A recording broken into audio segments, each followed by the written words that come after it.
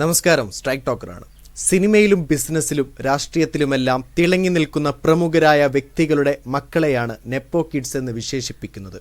നേപ്പാളിലെ ജെൻസി കലാപത്തിൽ രാഷ്ട്രീയ പ്രമുഖരുടെ മക്കൾക്കെതിരെയും ജനരോഷം ആളിക്കത്തിയിരുന്നു. സാധാരണക്കാരായ നേപ്പാളികൾ തൊഴിലില്ലായ്മ, വർദ്ധിക്കുന്ന പണപ്പെരുപ്പം, കടുത്ത ദാരിദ്ര്യം എന്നിവയുമായി പോരടിക്കുമ്പോൾ രാഷ്ട്രീയ നേതാക്കളുടെ കുട്ടികൾ അഥവാ നെപ്പോ കിഡ്സ് എന്ന വിഭാഗം ആഡംബര ജീവിതത്തിനായി കോടികളാണ് ചിലവിട്ടുകൊണ്ടിരുന്നത്. അവരുടെ സാമൂഹിക മാധ്യമ അക്കൗണ്ടുകളിൽ ഡിസൈൻ ബാഗുകളും ലക്ഷറി വാഹനങ്ങളും വിദേശ യാത്രകളും ഉൾപ്പെടെ ലാവിഷ് ലൈഫിന്റെ അപ്ഡേറ്റുകൾ നിറയുന്നതിനെ നേപ്പാളിലെ ജനത ചോദ്യം ചെയ്തു. നേപ്പാളി യുവത്വം സർക്കാരിനെതിരെയാണ് പ്രക്ഷോഭം നയിച്ചത്. സർക്കാരിന്റെ കാര്യക്ഷമതയില്ലായ്മയ്ക്കെതിരെയുള്ള ജനരോഷമാണ് ജെൻസി കലാപമായി മാറിയത്.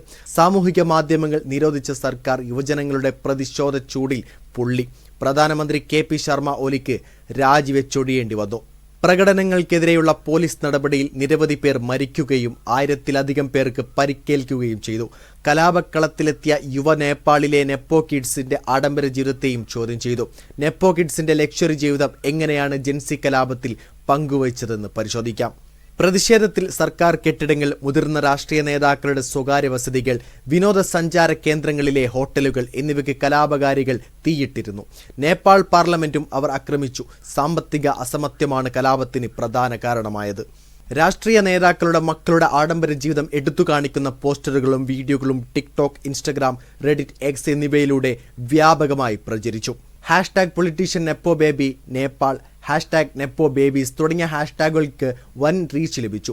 ഈ പോസ്റ്റുകളിൽ ആഡംബര കാറുകൾ, വില കൂടിയ ഡിസൈൻ വസ്ത്രങ്ങൾ, വിദേശത്തെ ഫൈൻ ഡൈനിങ്, എക്സ്ക്ലൂസീവ് വെക്കേഷൻ സ്പോട്ടുകൾ എന്നിവയിലെല്ലാം ഉൾപ്പെട്ടിരുന്നു. ഈ പോസ്റ്റുകൾ സാധാരണക്കാരായ നേപ്പാളികളുടെ പ്രളയം, വൈദ്യുതി മുടക്കം, ഭക്ഷ്യവില വർധന എന്നിവയെക്കുറിച്ചുള്ള ചിത്രങ്ങളുമായി താരതമ്യം ചെയ്താണ് സമൂഹ മാധ്യമങ്ങളിൽ ചിത്രങ്ങൾ പ്രചരിച്ചത്. സ്വജനപക്ഷപാതവും അഴിമതിയും നടത്തിയ രാഷ്ട്രീയ കുടുംബങ്ങൾക്കെതിരെ സാധാരണക്കാരായ ജനങ്ങളുടെ നീണ്ടകാലത്തെ പ്രതിഷേധമാണ് തെരുവുകളിലും സമൂഹ മാധ്യമങ്ങളിലൂടെയും നിറഞ്ഞുകണ്ടത്. നേപ്പാൾ മുൻ ആരോഗ്യമന്ത്രി ബിരേത് ഖാദിവഡയുടെ മകളും മുൻ മിസ് നേപ്പാളിയുമായ ശൃംഖല ഖാദിവഡയെ പ്രതിഷേധക്കാർ നെപ്പോ കിഡ്സ് വിഭാഗത്തിന്റെ ഐക്കണാക്കി കണക്കാക്കി.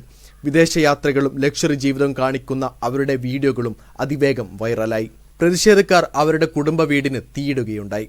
കലാപം രൂക്ഷമായതോടെ ശൃംഖലയ്ക്ക് ഇൻസ്റ്റാഗ്രാമിൽ 1,00,000-ലധികം ഫോളോവേഴ്സിനെയാണ് നഷ്ടമായത്.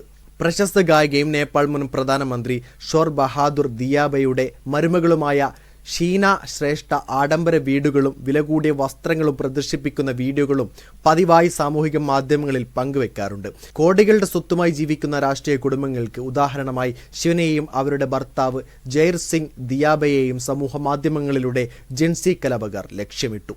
സാധാരണ ജനങ്ങൾ തൊഴിലില്ലായ്മയിലും ദാരിദ്ര്യത്തിലും കഴിയുമ്പോൾ ലക്ഷങ്ങളുടെ വില വരുന്ന ഹാൻഡ് ബാഗുകളുടെ പോസ്റ്റ് സമൂഹ മാധ്യമങ്ങളിൽ പങ്കുവച്ച കമ്മ്യൂണിസ്റ്റ് പാർട്ടി നേതാവ് മുൻ പ്രധാനമന്ത്രിയുമായ പുഷ്പ കമൽ ദാഹൽ പ്രചണ്ഡയുടെ കൊച്ചുമകൾ സ്മിത ദാഹൽ വലിയ വിമർശനം ഏറ്റുവാങ്ങി. നിയമമന്ത്രി ബിന്ദുകുമാർ താപയുടെ മകൻ സൗകൻ താപയെ ലക്ഷറി സാധനങ്ങളാൽ നിറഞ്ഞ ജീവിതം നയിക്കുന്ന വ്യക്തിയായാണ് സമൂഹ മാധ്യമങ്ങളിൽ പ്രക്ഷോഭകാരികൾ എടുത്തുകാട്ടിയത്. പ്രതിഷേധം ശക്തി പ്രാപിച്ചപ്പോൾ അദ്ദേഹത്തിന്റെ ചിത്രങ്ങൾ വ്യാപകമായി പ്രചരിക്കപ്പെട്ടു. ജനം ദാരിദ്ര്യം കൊണ്ട് മരിക്കുമ്പോൾ ഈ നെപ്പോ കിഡ്സ് ലക്ഷക്കണക്കിന് വിലയുള്ള വസ്ത്രങ്ങൾ ധരിക്കുന്നു എന്ന് പ്രഖ്യാപനവുമായാണ് പ്രതിഷേധക്കാർ കാംഡുവിലും മറ്റ് നഗരങ്ങളിലും ഈ കുടുംബങ്ങളുടെ വീടുകൾക്ക് തീയിട്ടത്. പ്രമുഖരുടെ വീഡിയോകൾക്ക് നേരെയും ഈ പ്രതിഷേധങ്ങൾ ശക്തമായി. ട്രാൻസ്പെറൻസി ഇന്റർനാഷണൽ സംഘടനയുടെ കണക്ക് പ്രകാരം നേപ്പാൾ ഏഷ്യയിലെ ഏറ്റവും അഴിമതി നിറഞ്ഞ രാജ്യങ്ങളിൽ ഒന്നാണ്. ന്യൂയോർക്ക് ടൈംസിന്റെ ഒരു റിപ്പോർട്ടിൽ പോങ്ക്ര ഇന്റർനാഷണൽ എയർപോർട്ടിന്റെ നിർമ്മാണത്തിനിടെ കുറഞ്ഞത് $71 ദശലക്ഷം തട്ടിയെടുത്തതായി ഒരു പാർലമെന്ററി അന്വേഷണത്തിൽ കണ്ടെത്തിയിരുന്നു. മറ്റൊരു കേസിൽ ഭൂട്ടാനിൽ നിന്ന് കുടിയിറക്കപ്പെട്ട നേപ്പാളിലെ വംശീയ വിഭാഗങ്ങൾക്കായി നീക്കിവെച്ച അഭയാർത്ഥി കോട്ട വിറ്റതിന് രാഷ്ട്രീയ നേതാക്കൾക്കെതിരെ കേസെടുത്തിരുന്നു. നിരന്തരമായി വെളിപ്പെടുത്തലുകൾ ഉണ്ടായിട്ടും ശിക്ഷാ നടപടികൾ അവിടെ അപൂർവമാണ്. ഇത് സമ്പന്നരായ രാഷ്ട്രീയക്കാരെ സംരക്ഷിക്കുകയാണെന്ന ജനങ്ങളുടെ വിശ്വാസത്തെ ഊട്ടിയുറപ്പിക്കുകയാണുണ്ടായത്.